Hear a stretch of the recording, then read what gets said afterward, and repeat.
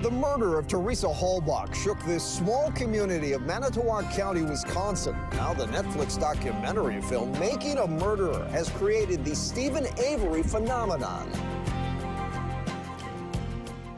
And good evening, everyone. I'm Chris Schuler. A decade ago this month, investigators were preparing their case against Stephen Avery for a murder trial, which I covered from start to finish. The crime may have shaken this town, but the film and what it appears to show for Stephen Avery has shaken a lot more than that. Former Calumet County Sheriff Jerry Poggle has watched several episodes of Making a Murderer. He calls it a one-sided documentary which fails to tell the entire story. I believe it's a defense-based biased film. The documentary looks at the story of Stephen Avery, convicted of rape in Manitowoc County and later exonerated, then charged with murdering Teresa Halbach.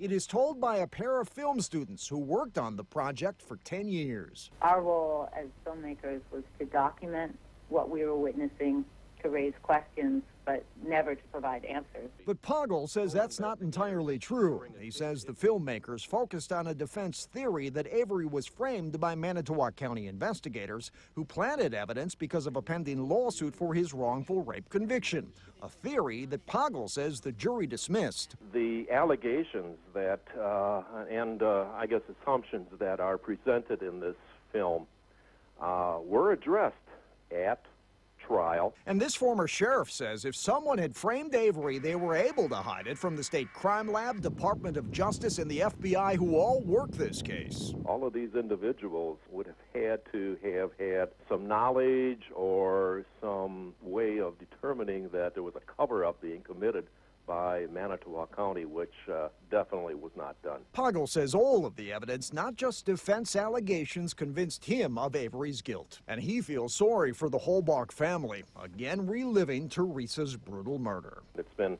10 years. I feel very, very sorry for the Halbach family to have to go through this all over again. After the release of Making a Murderer, people from all around the nation, they came here, armed not only with the facts according to that film, but with a grudge. Nate Stewart tells us how the community is trying to react to that. A once peaceful county in northeast Wisconsin, Manitowoc County, take a stand. Don't imprison an innocent man. has become the center stage for controversy, alleged corruption, and chaos. We just have a feeling that that Brennan and Stephen are both innocent and that they deserve new trials, and that they should also be aware of what they have going on in this town as far as their government goes. It's not just the protesters here in Manitowoc that think Stephen Avery is innocent. Give these men their life back. It's all over the country. This after Netflix's Making a Murderer was released late last year. Absolutely, we're in the national spotlight. I mean, this Avery issue is going to be on Dateline tonight. In 2016 alone, the Manitowoc County Sheriff's Office received credible bomb threats for the first time, closing down streets, evacuating buildings, and putting the public on high alert. The caller claimed it was because of Avery. The situation has not died down yet. As far as for some people, there's a lot of polarization either way for whether you're pro-Avery or anti-Avery. People living in Mishicot, the community where the Avery auto salvage property is located, say that Avery had a bad rep and wasn't respected, and that the documentary has divided the county. This man was tried, he was convicted, and now all of a sudden there's shambles and he's innocent, and I just don't think that's right. I think it's just a shame that people are judging this town without even being here and meeting the people. To help prevent the negativity from expanding, residents created the hashtag #LoveManitowoc to shine some light on the positivity surrounding the county, despite what outsiders see and hear. We try so hard to let everybody know this is a great place to live. Even as Manitowoc hopes to rebuild its reputation, and while some will continue to fight for Avery's innocence, one thing is certain: the violent and tragic loss of Teresa Halbach. In Manitowoc, Wisconsin, Nate Stewart reporting. People here and those of us who covered Avery's trial have noted that the documentary is clearly about Stephen Avery and doesn't really focus on the victim, Teresa Halbach. When we come back, we'll focus on Teresa, her life, her story.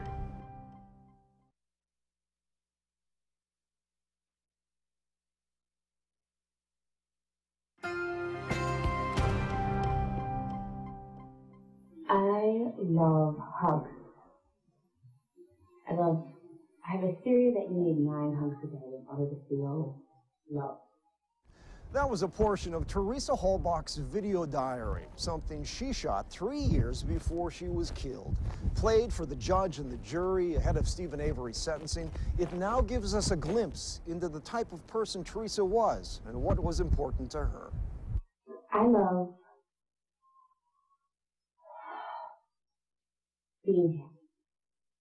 I love knowing that I have nothing to complain about.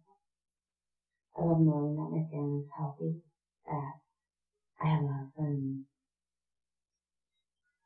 I love making people laugh. I love laughing. I love when people compliment me.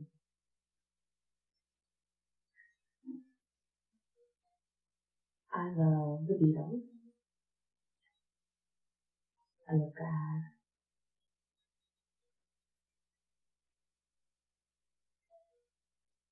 I love knowing that I like who I am. I love taking pictures. I love holding the camera in my hand. I love kids. I love babies. I love traveling. I love talking about traveling. I love being myself with everyone I know. I love No Doubt and Gwen Stefani. I love my sisters and mom. I hope that I live close. I don't hate anyone. I love a lot of people. I feel love. At the time of her murder, Teresa Halbach was a photographer, not only for Auto Trader magazine, where she got to know the Avery family, but also for Tom Pierce, a photographer. Now, Tom is retired now, but as Brittany Falkers explains to us, Teresa Halbach is never far from his thoughts. Oh, she was a loving, caring person, and she loved people. Retired photographer Tom Pierce says Teresa Halbach was like the daughter he never had. And she always had smiles. And she was always happy about one thing or another. She came to his studio in Green Bay, Wisconsin as a young photographer looking to break into the business. She wanted to learn, and she wanted to be able to do what she loved. And I found that she was really wanting to do the best she can and become the best photographer.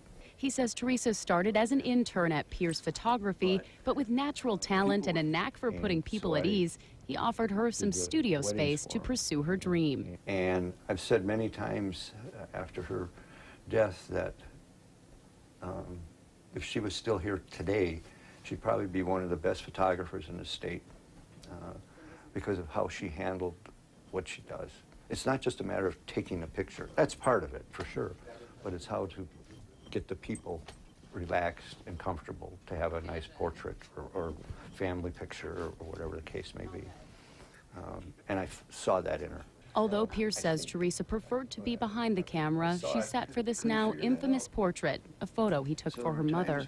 Pierce says he has not seen the documentary series, but wants people to remember the woman behind the photo. That's what they should be looking at, and that she had a great future in front of her. In Manitowoc, Brittany Falkers reporting. Other places and find almost the same thing. Accusations of planted evidence is not new or exclusive to the documentary. In fact, Avery's defense team argued at a trial, establishing that evidence trail required Teresa Halbach's younger sister to testify about a key piece of evidence. Surrounded by family, Katie Halbach walked into court and, between deep breaths, talked about her big sister and the things they used to do. We would watch movies or watch TV or like play card games or just hang out. Did you ever go shopping with your sister Teresa? Yes. The 15-year-old remembered teasing Teresa after she showed Katie a pair of Daisy Fuentes jeans she'd bought. I knew that Daisy Fuentes was an older person, so I told Teresa that she has old person genes. It's important testimony because investigators found rivets from that brand of genes in the burn pit on Avery's property, where Halbach's bone fragments were also found. But Katie had even more to say about this controversial piece of evidence. It's a blue lanyard. She told jurors she got it at EAA 2 years ago and gave it to Teresa as a gift. The fob with Teresa's car key found in Stephen Avery's trailer a few days after her disappearance. That look the same as when you gave it to your big sister, Teresa? It does. Brave testimony from a young teen who will never share with her sister again. A decade later, that key remains at the center of debate because of this film. When we come back, we're going to meet two attorneys who followed the trial, not for the defense or the prosecution. Their expert insight on that evidence then and evidence now. If Stephen Avery has a shot at getting out or getting another trial, it's going to be newly discovered evidence. But the documentary is, people can't expect that that's going to help someone get out of prison.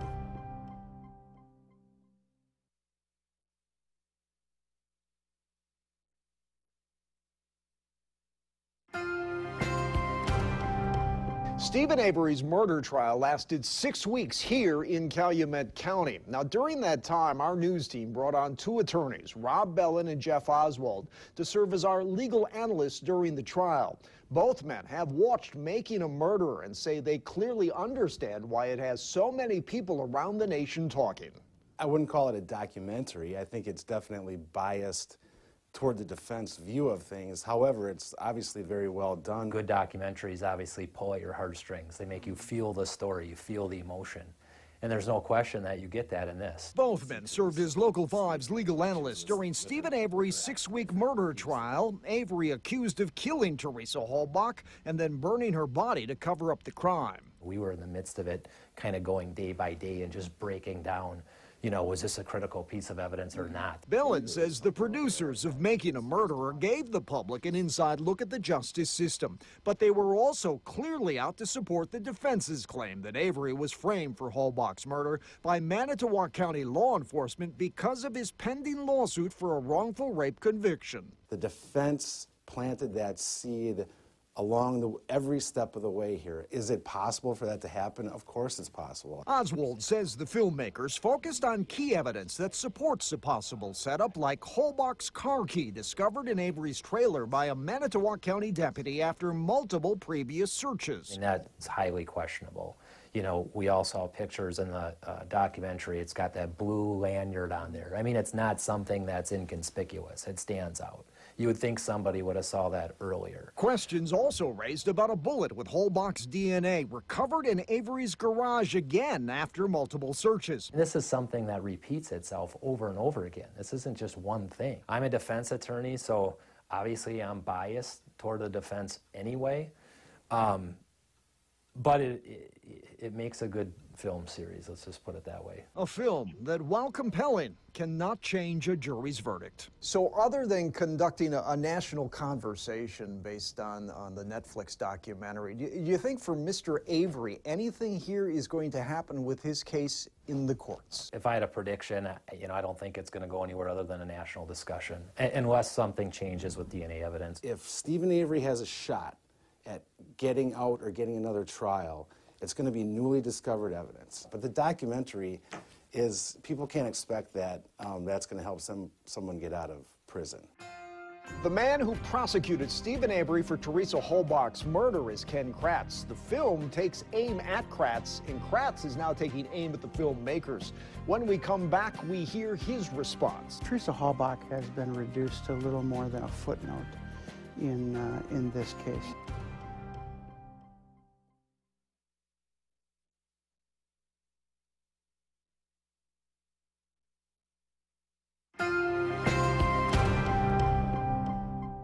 And welcome back. The man who prosecuted Stephen Avery for Teresa Halbach's rape and murder is Ken Katz. Now, he's seen the film, and in a book of his own, he's about to tell the filmmakers what he thinks of their work.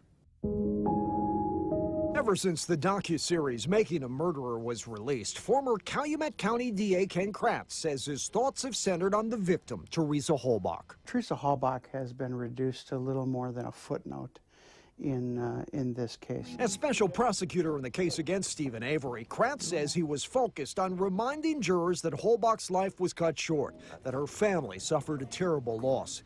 Yet in the Netflix film, Katz says Halbach is kept in the shadows. The focus is certainly away from the victim, away from the horrific things that happened to her. The documentary has grabbed the attention of people worldwide, many taking to social media convinced Avery was the victim of a law enforcement setup, a number targeting Katz with outrageous emails and threatening phone calls. There were suggestions that they wanted to rape my daughter and make me watch. Katz says Making a Murderer is not a documentary at all, rather a one-sided opinion piece that left out key evidence introduced at trial. Their agenda never was down the middle or a documentary. This was made by and for the Avery defense team. This former prosecutor says producers left out that Halbach's cell phone and camera were found burned on Avery's property, that a bullet found with Halbach's DNA matched Stephen Avery's gun, and Avery's sweat was found on the hood latch of Halbach's RAV4. They picked and chose various facts here, what I call cherry-picked facts, in order to lead to a specific conclusion that they wanted their viewers to come to. And now a book, penned by Katz, a story of the crime, the trial, and the outcome, which this former DA says will set the record straight, reminding everyone of the victim, a 25-year-old woman killed in the prime of her life. Teresa Halbach was the one and only victim here. I think it'll be really insightful, but I also think it's going to show without any shadow of a doubt that this guy's right where he needs to be. And when we come back, more from Teresa Halbach's video diary, in her own words that foreshadowed the unthinkable.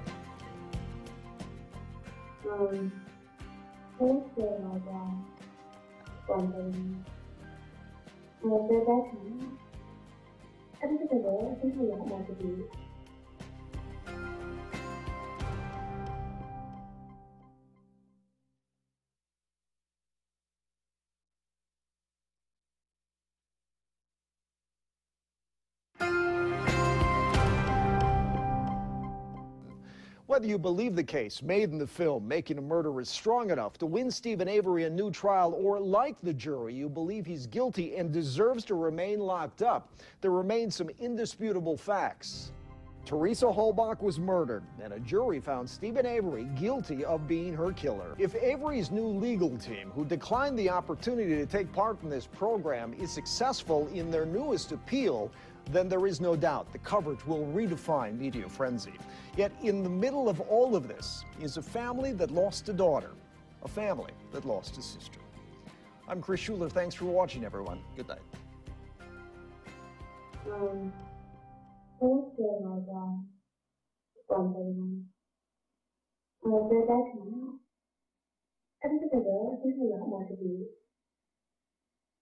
I just want to know, whenever I do that, is this some people I love to me, whenever I die? But I was happy. I'm happy for the business. The only thing that can happen now is that I wish I could have become a mother. That's the one thing I've always known that I want.